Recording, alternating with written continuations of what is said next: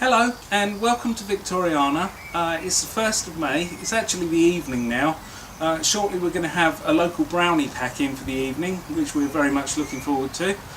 April's been absolutely awful, hasn't done anything but rain and rain and rain and been very cold, so we've struggled to keep up with propagation, which makes it all the more different this year that we've shut down our commercial propagation for a week or two, something we do every year. Because our prop beds are now full up with pumpkin seedlings that will shortly be going out to local school children. As a family business, we've actually been doing this since the mid-1970s, so it's not anything new to us to be working with children and trying to promote gardening with children. It's something we've been doing for ever and a day, really.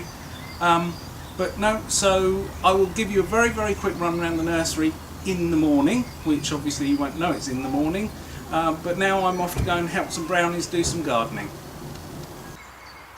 So here we are, it's the morning after the night before. The brownies had a wonderful time last night, learned all about herbs, even managed to get some tubs planted up for the local church and did all sorts of other bits and pieces, so had a good time I think really. But now we're back outside and it's grotty weather again, it's the following morning and it's raining again as it has done for pretty much the whole of April. This is actually where the potatoes should be, but the ground is absolutely sodden. We managed to dig it over and run the cultivator over, but now it's just basically chocolate soup. So we haven't got our spuds in yet. We've managed to just about get a row of onions in and a few lettuce and some beetroot, and that is pretty much it for the vegetable garden, which for the beginning of May is a little bit of a worry, but things will catch up and hopefully this weather will disappear and we will get to where we want to be. We've got all the supports up ready for the peas and bits and pieces like that, but we obviously haven't got any further than doing that. So much work to do out here. We're just hoping that the rain will stop and then we'll actually be able to get on with it. So the veg tunnel is a year old now. This time last year we actually already had the tomatoes in here, but there's been the warning that we may still get some further colder weather, and there was even the possibility of some snow in May, which obviously we don't relish. This is unheated, and last year we did have a cold snap and managed to get some emergency heating in for a time so the tomatoes didn't deteriorate too much, but this year we've taken the decision that we're going to keep squashed up in the bubble, which is heated, and keep the tomatoes in there until there is no risk. So in here we've obviously got some oriental veg and things that have run to flower now.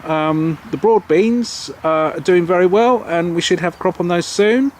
We're eating carrots already from the tubs, as well as also things like the lettuce, and the strawberries themselves are full of flower, so we're going to have some nice early strawberries as well. So still very pleased with what's going on in here, and the reality is we haven't got much room to have these bits and pieces elsewhere anyway, so yeah, we're making good use of space at this moment.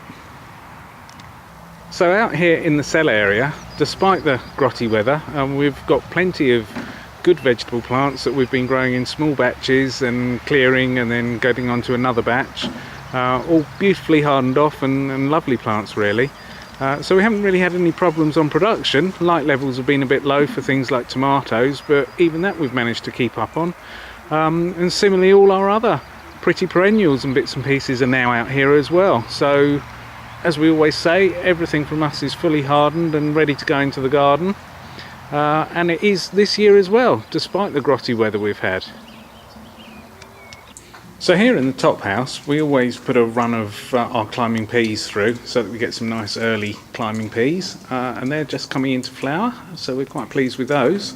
The rest of the top house we've got some big empty spaces, and we're also on the other side actually pretty full up, and it's a case again at this time of year. By now we'd usually not have much in here, but because of the weather we're still having to rely on growing stuff in here and then moving it out, so it is a little bit of a pain that we seem to be moving from one to t'other, something we only usually expect to do for the months of January, February and March and maybe into half of April, but here we are at the beginning of May.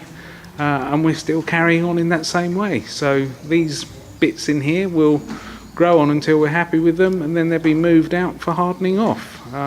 Gives us a little bit more work, but I guess it keeps us fit. So I'll finish off our May clip back where we started, back in the bubble. I'm actually just standing next to the prop beds, and as you can see, the rest of the house is pretty well full. That's mainly down to the weather and it's not being able to move things either outside or even into the cooler glass just yet. And that's really what we've done with the tomatoes. Here they all are, ready for us to move into the veg tunnel, but for the time being we're going to keep them in here.